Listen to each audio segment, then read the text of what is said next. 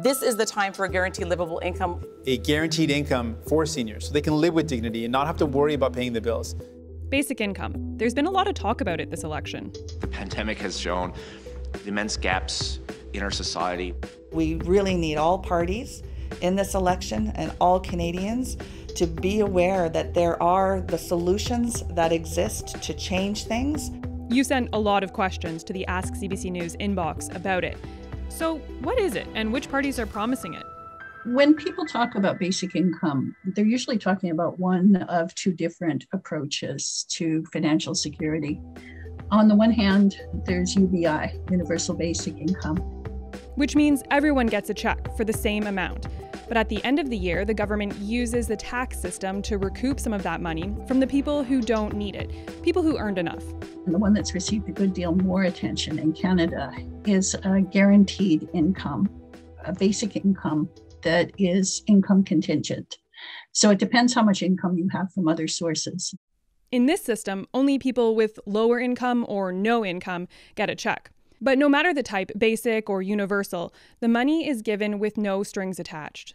The money's available to you if your income's low. It doesn't matter whether you're working or not working. It doesn't matter whether you have a disability or anything else. For decades, governments around the world have tried out basic income in pilot projects and multi-year experiments. It's a sweeping idea, replacing virtually all of Canada's social welfare payments with a simple check. Manitoba ran a trial in the 70s. And in 2017, Ontario tested a pilot project that was later cancelled, even though it showed promising results. The fundamental idea behind basic income, I think, is solid. What was true in the 1970s is equally true today. Unconditional money available to people allows them to make better decisions about how to live their lives and leads to better outcomes. The new Canada Emergency Response Benefit, which will provide $2,000 a month for up to 4 months to people who are not getting paid as a result of COVID-19. That Liberal government policy sparked questions like, why not just have benefits like that permanently? One of the things that CERB showed us was that it actually is possible to offer a responsive benefit to people quickly enough that it can actually meet their needs. But the CERB was not a basic income. And the reason it wasn't a basic income is that it was a conditional income.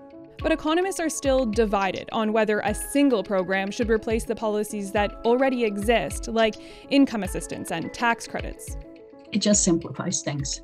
A simplified process is always cheaper. It's always more efficient to run. The nature of what we're trying to do, which is build a more just society, is not as simple as sending people a check and wishing them well. David Green wrote a report that says basic income is not the answer.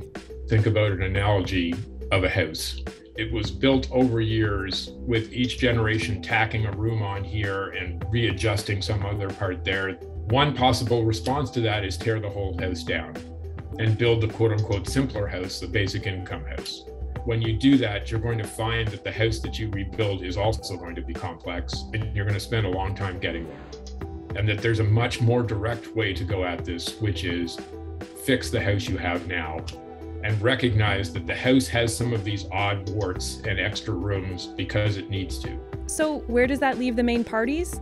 Well, they're divided too. Still too many Canadians are falling through the cracks. Before the election, a private member's bill from a Liberal MP made a case for a basic income strategy.